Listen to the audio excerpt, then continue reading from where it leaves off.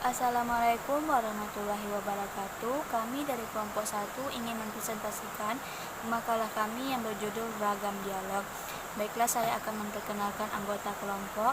Saya sendiri Nur Fazila sebagai moderator sekaligus narasumber 1, M. Nur Abdo PY sebagai narasumber 2, Indah Kurnia Putri sebagai narasumber 3, Melisa sebagai narasumber 4, Sri Oktavia sebagai narasumber 5, Kodi Fadila sebagai narasumber 6. Baiklah, saya akan menjelaskan materi Ragam dialog interaktif. Karena konsep keragaman dialog interaktif cukup bervariasi, maka belum ada semacam standarisasi ragam dialog yang ada secara umum. Ragam dialog interaktif dikelompokkan menjadi: pertama, dialog berbasis perintah tunggal, dialog berbasis bahasa pemrograman, antarmuka berbasis bahasa alami, sistem menu, dialog berbasis pengisian borang, antarmuka berbasis ikon, sistem jendela, dan antarmuka berbasis interaksi grafis. Beberapa sifat yang penting perlu dimiliki oleh setiap ragam dialog. Yang pertama, inisiatif. Inisiatif terbagi menjadi dua. Yang pertama, inisiatif oleh komputer. Dalam hal ini, pengguna memberikan tanggapan atas yang diberikan oleh komputer untuk memasukkan perintah. Yang kedua, inisiatif oleh user. Inisiatif oleh user mempunyai sifat keterbukaan yang lebih luas. Yang kedua adalah keluasan. Sistem luas atau fleksibel adalah sistem yang mempunyai kemampuan untuk mencapai suatu tujuan lewat sejumlah cara yang berbeda. Yang ketiga ada kompleksitas. Tidak perlu membuat antarmuka lebih dari apa yang diperlukan karena tidak ada keuntungan yang dapat diperoleh. Yang keempat ada kekuatan. Didefinisikan sebagai jumlah kerja yang dapat dilakukan oleh sistem untuk setiap perintah yang diberikan oleh pengguna. 5. Ada beban informasi. Ragam dialog antar komputer dan manusia dititik beratkan pada penyajian informasi yang dihasilkan komputer oleh pengguna. Yang keenam ada konsistensi. Konsistensi penting untuk membantu user dalam mengembangkan mentalitas yang diperlukan dalam pengoperasian sebuah sistem komputer. Yang ketujuh ada umpan balik. Diperlukan agar user mengetahui apa yang sedang dikerjakan oleh komputer. Yang kedelapan ada observabilitas. Dapat dicapai apabila sistem berfungsi secara benar dan dapat sederhana sebagai user. Yang kesembilan ada kontrolabilitas. Sistem dapat dikontrol oleh user seperti di mana user berada. User dapat melakukan apa saja, apa pekerjaan yang dibatalkan atau yang tidak. Yang ke-10 ada efisiensi. Melibatkan unsur manusia dan komputer harus seimbang antar kebudayaan keduanya. Hasil pengembangan teknologi baru digunakan untuk meminimalkan ongkos pengembangan sistem. Saya akan melanjutkan materi yang selanjutnya, yaitu yang B, dialog berbasis perintah tunggal. Merupakan ragam yang paling konvensional tergantung pada sistem komputer yang dipakai dan berada dalam satu kelompok yang disebut bahasa perintah atau command language. Dirancang sedemikian rupa sehingga mempunyai sifat alamiah, mudah dipelajari dan diingat oleh user. Dialog berbasis perintah tunggal mempunyai keuntungan bagi pengguna ahli, tetapi terkadang sangat menakutkan bagi pengguna lain. Materi yang selanjutnya yaitu yang C, dialog berbasis bahasa pemrograman. Dialog berbasis bahasa pemrograman merupakan ragam dialog yang memungkinkan pengguna untuk mengemas sejumlah perintah ke dalam suatu berkas yang sering disebut batch file. Perintah yang digunakan dalam ragam dialog bahasa pemrograman tidak harus menggunakan salah satu bahasa pemrograman tingkat tinggi maupun tingkat rendah seperti Pascal, C atau Basic, tetapi harus mengikuti aturan-aturan tertentu. Materi yang selanjutnya itu yang materi yang D, dialog berbasis alami. Untuk melakukan dialog antara manusia dengan mesin, maka diperlukan suatu usaha untuk meminimalkan masukan lewat pengetikan penggunaan dalam persoalan kesimetrisan ragam masukan dan keluaran. Hal ini pengguna bebas memberikan sembarang instruksi, namun komputer harus mempunyai kemampuan mengolah untuk mengerti arti dari instruksi. Untuk itu diperlukan suatu penterjemah agar dapat menerjemahkan perbedaan bahasa manusia dengan komputer.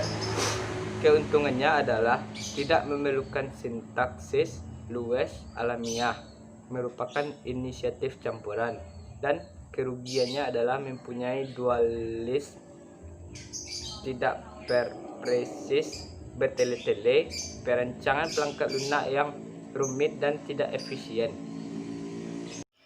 Dialog berbasis sistem menu. Menu adalah daftar sejumlah pilihan dalam jumlah terbatas yang biasanya berupa satu kalimat atau kumpulan beberapa data sistem. Menu terdiri dari 4 bagian.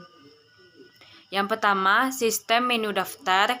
Yang kedua, sistem menu tarik. Yang ketiga, selektor kompatibel atau huruf dan angka. Yang keempat, select total kompatibel adalah selektor huruf, yaitu huruf yang sama dengan huruf pertama dari suatu pilihan selektor angka, yaitu angka desimal yang sama dengan nomor urut alfabetis dari huruf pertama.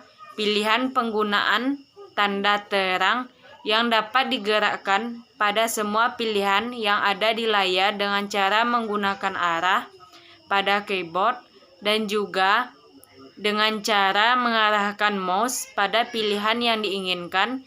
Dan ada 2 cara yang dapat digunakan untuk menyalakan status sebuah menu, yaitu tidak menampakkan menu atau pilihan tersebut, sehingga keadaan menu akan selalu berubah dari waktu ke waktu. Tetap menampilkan menu atau pilihan yang pasif, tetapi warna dibuat dengan warna pilihan aktif. F. Dialog berbasis pengisian barang. Dialog berbasis pengisian barang merupakan suatu penerapan langsung dari aktivitas pengisian barang dalam kehidupan sehari-hari ke dalam sistem komputer.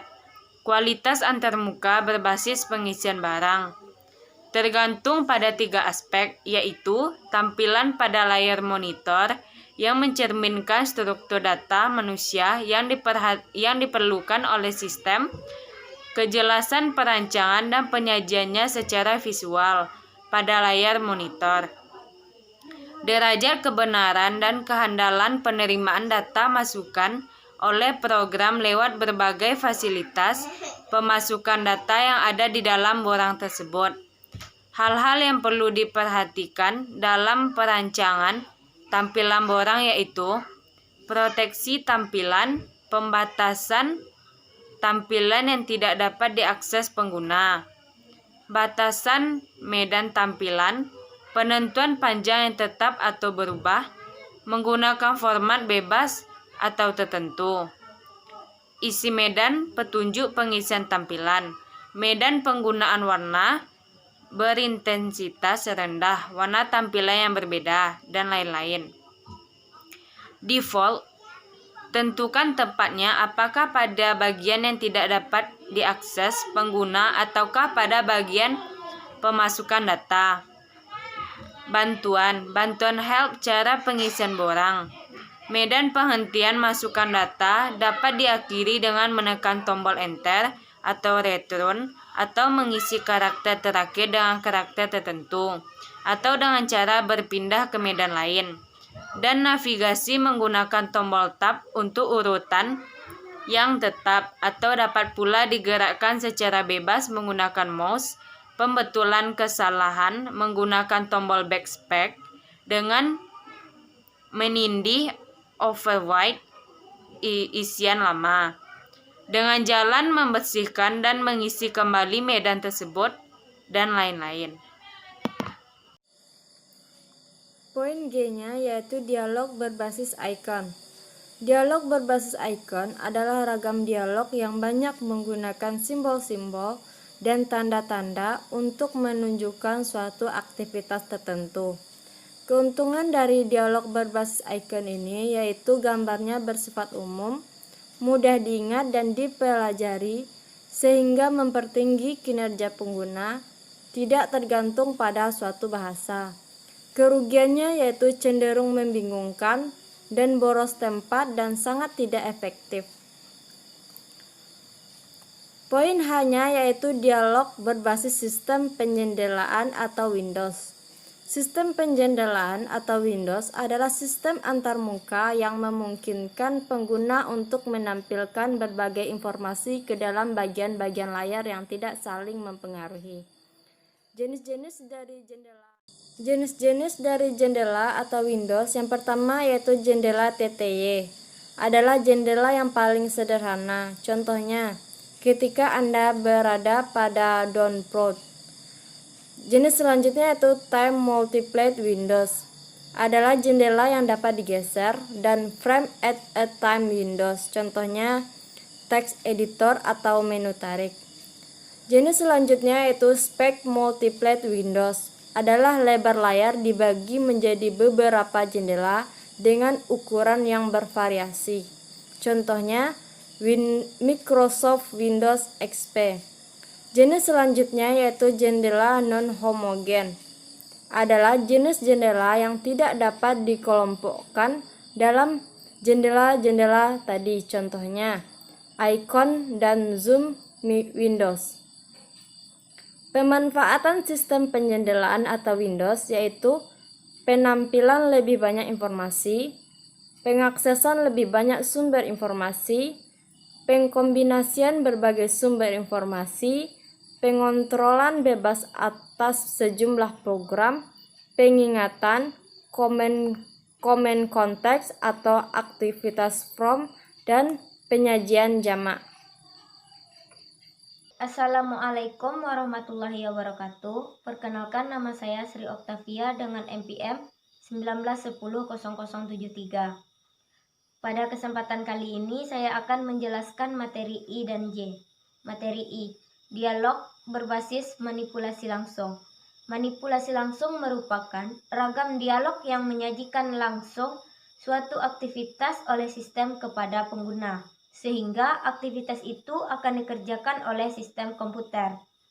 Ketika pengguna memberikan instruksi lewat manipulasi langsung, semacam kenyataan maya yang terpampang lewat tampilan yang akan muncul di layar.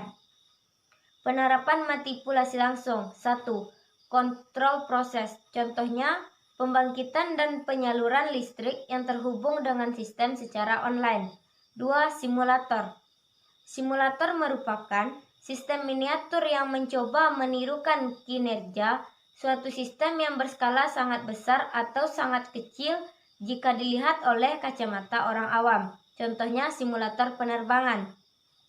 3. Perancangan berbantuan komputer atau CAD atau Computer Aided Design. Contoh penggunaan program auto CAD. Keuntungan manipulasi langsung yaitu 1. Mempunyai analogi yang jelas dengan suatu pekerjaan yang nyata. 2. Mengurangi waktu pembelajaran. 3. Memberikan tantangan untuk eksplorasi pekerjaan yang nyata. 4. Menampilkan visual yang bagus. Kerugian manipulasi langsung. 1. Memerlukan program yang rumit dan berukuran besar. 2. Memerlukan tampilan grafis berkinerja tinggi. 3. Memerlukan piranti masukan seperti mouse dan trackball.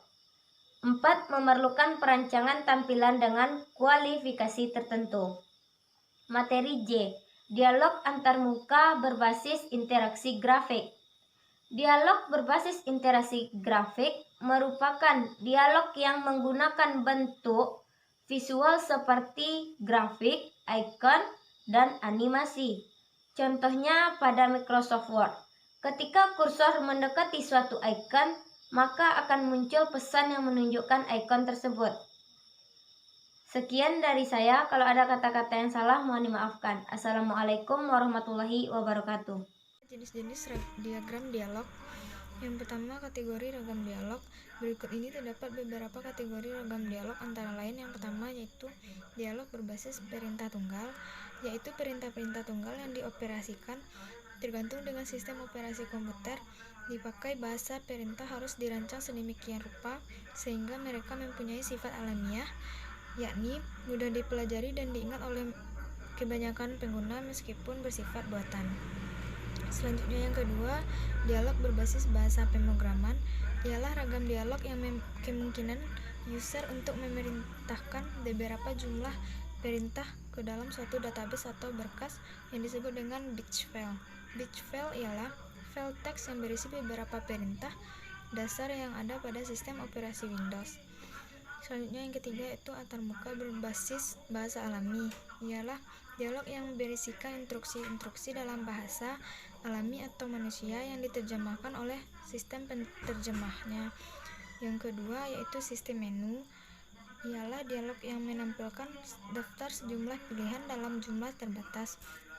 Sistem menu terbagi menjadi dua, yaitu sistem menu datar, seperti selektor pilihan, pengguna tanda terang atau highlight marker. Yang kedua, sistem menu tarik atau cooldown, seperti antarmuka berbasis icon. Yang ketiga, sistem penjendelaan, yaitu sistem antarmuka yang kemungkinan pengguna untuk menampilkan berbagai informasi pada suatu atau lebih jendela atau window. Yang ketiga yaitu manipulasi langsung, yaitu penyajian langsung aktivitas kepada pengguna atau user, sehingga aktivitas akan dikerjakan oleh komputer ketika pengguna memberikan instruksi langsung yang ada pada layar komputer. Yang keempat, antarmuka berbasis grafis, ialah dialog yang berbentuk pesan, informasi pada suatu gambar atau link yang ditampilkan ketika pengguna melakukan suatu aktivitas. Contohnya, pada saat Microsoft Word, kursor akan mendekati suatu ikon yang akan muncul pada sebuah pesan yang akan menunjukkan sebuah ikon itu tersendiri.